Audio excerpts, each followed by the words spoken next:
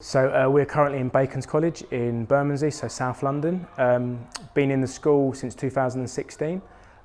We have about 40 students here. So we've got 20 of those in year 11, so they've literally kind of just graduated our programme. So we've managed to keep the majority of them in education and they've got their GCSE, so it's been a really good journey for them. The current cohort we're working with are girls, so that's 20 girls in year 8 and 9, and then there's a couple of girls also in year 10, so we've been working with them for just over a year, so they're coming towards their second year of delivery, and it's been another brilliant, successful year there, grown in confidence and really come out of their shell and really taken to rugby in the last sort of term and a half. So they've been a real challenge as far as getting them to buy into the rugby, but really rewarding, so they're doing very well. Currently, this is for us in England, this is the only girls that we're working with. So there's probably, around 20. I'm hoping that next year that will double here. And we've also got some more girls starting in Hertfordshire in Hartswood Academy in Borehamwood.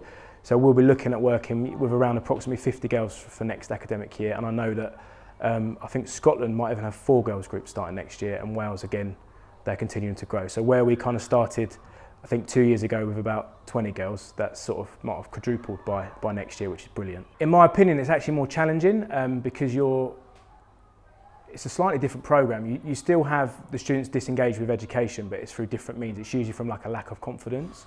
So it's about us instilling that confidence into those girls and kind of really getting them to, one, try a new sport and understanding that if they put a little bit of effort into something, then they get a reward from that. The boys, it's a bit of they need a huge outlet for that physical side of it, and that's where rugby's been great. But the girls have really sort of grown in the teamwork of it, so they're looking at supporting each other. There's a lot of peer-to-peer mentoring going on, that they're very supportive of their School of Hard Knocks team, and that's transferred into school and it's transferred into their lessons and into life, and they're really looking after each other. Here we've obviously got girls in year 10, year 9 and year 8, and you really see the kind of year 10 and year 9 girls kind of probably big sister type role models towards those younger girls and really kind of doing our job for us, which is brilliant. So if that can continue and we get more girls coming through and those girls getting older and we get that peer-to-peer, it's brilliant. And just like I said, it's more about the confidence and getting them to believe in themselves more so than the kind of troublesome behaviour. It's more them not engaging in school rather than causing disruption. But then sometimes you do get both, and then that in itself is even more of a challenge. But there's probably, I'd say, 4 or 5 here that when we first met them at the start of the year, we were thinking this might not be for them, and to this day they're here. I think 2 weeks ago they played their first match. So for them, that's a huge kind of barrier that they've overcome, and we'll go out this afternoon and have a run around with them, and it'd be great to have filmed them at the start of the year to now, because they're totally different girls in the fact that their shoulders are back, their heads are up, they're confident, they're laughing, they've got friends, they're more chatty around the school has seen a change in them, they're sitting up in lessons. So it is a real change in that kind of that body language and the way they carry themselves compared to the start of the year. It was almost very much in their shell, so we've massively brought them out of their shell. We have a girl in year 9 who is almost ironic, she's almost become too confident, so she got in trouble the other week for just being just a little bit too chatty. So it is massively important that we're giving them that environment that they feel safe in to bring them out of their shell, and I think that's what we're doing very successfully at this school. So it's great to see.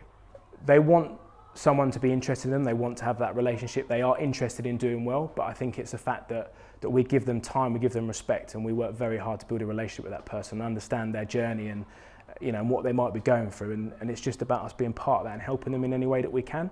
We're not going to solve all their problems, but just being there, being able to talk through some of the issues they've got at school, some of the issues they've got at home, consistently having the same members of staff coming in, week out. I've been in this school since 2016 and I'm still here, so I'll be on that person's journey from year 9 right through to year 11, and I think that longevity of the programme, 38 weeks of that school year, 1 school day every week of the year, I think that's what makes it that a bit more powerful. And secondly, just passion that we've got. We've got a lot of people involved that see the benefit of sport and what sport can, and the core values of sport and how they can help and change someone's life. So we've got the right people in place to commit to that person for up to 3 years. I think that's really powerful, and I don't think many other people do that as far as sort of interventions and charities.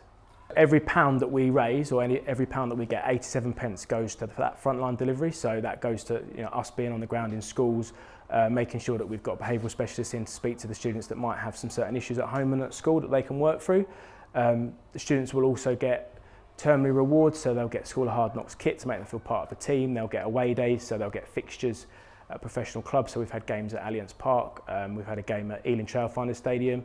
They also get actual trips, so we've taken schools to somewhere in Brentwood called Nuclear Races, so it's an outdoor obstacle course, a bit like a Tough Mudder. So again, that's just about giving them a reward for their hard work, but also just putting them in another challenging environment and getting them muddy, getting them wet, getting them dirty, getting them to really push and do something that they've probably never done before. So all of the funding we get goes towards giving them some life-changing life-changing memories, really, as well as that constant support week in, week out for the whole school year. I love School of Hard Knocks because it allows me to share my passion for sport, share my passion for rugby, and rugby's been very good to me. It's given me so many opportunities in my life. So for me to go into a different school every day and kind of share that passion and that knowledge and those core values and give a little bit back to something that's been so good to me is why I love School of Hard Knocks, and I get to that every single day. So I do see it as a very enjoyable, challenging, but very enjoyable job.